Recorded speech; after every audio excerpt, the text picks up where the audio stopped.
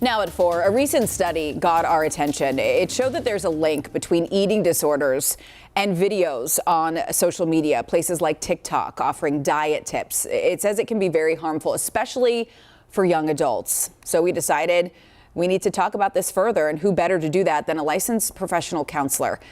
We need to learn how to navigate social media in a healthy way because it's not going away anytime soon. So joining me now to discuss is Felice Hightower. Britt, thanks so much for being with us. This is a very important topic because it's not just affecting young people, it leads into and bleeds into adults as well.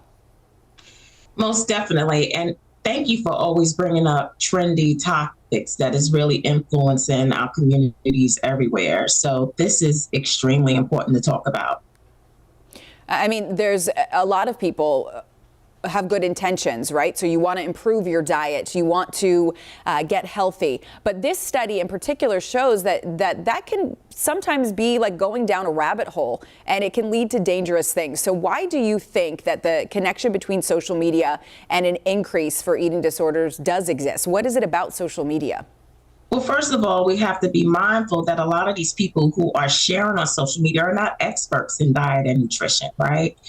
They're people who are sharing their opinions and experiences, but they're not necessarily sharing the health benefits or the pros and the cons. So it's not a well-rounded representation of how to go about diet, nutrition, and exercise. So that's one thing.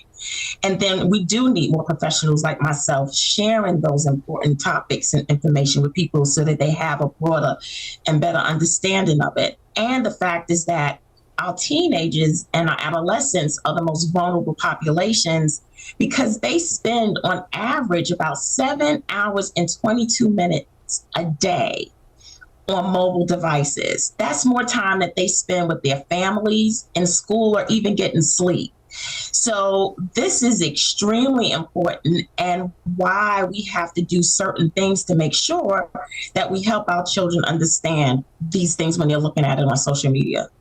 So how can we do what we need to do to improve ourselves? Because there's nothing wrong with self-improvement and wanting to make healthy changes. How can we do that while still protecting ourselves mentally?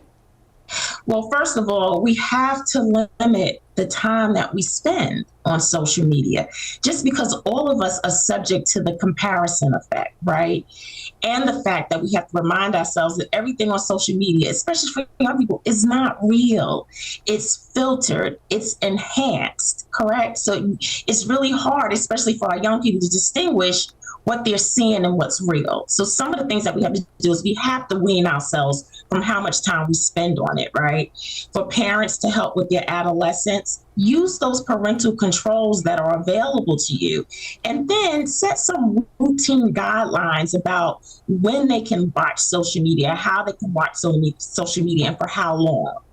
Parents, please, I encourage you, right, to help your children set up their profiles, help them figure out what apps you're willing and agree with them to be able to have access to, and then how long they can be on it. For us, we need to make sure that we unfollow those accounts that don't make us feel good, or we have a neutral feeling about it, and or we start to get a little jealous when we're seeing those apps. That's not a good platform to follow. Or what you can do is you can also engage with your posts. So instead of just being a passive viewer by just scrolling through that, which can create envy, I need you to start commenting on those posts and having real engagement, so that it's not just you staring at a pretty picture and liking something that looks almost perfect, right? Because you contribute to what we're all experiencing as well. So we have to be conscious social media engagers as well. Felice Hightower, Britt, your insight is always appreciated. Thanks so much.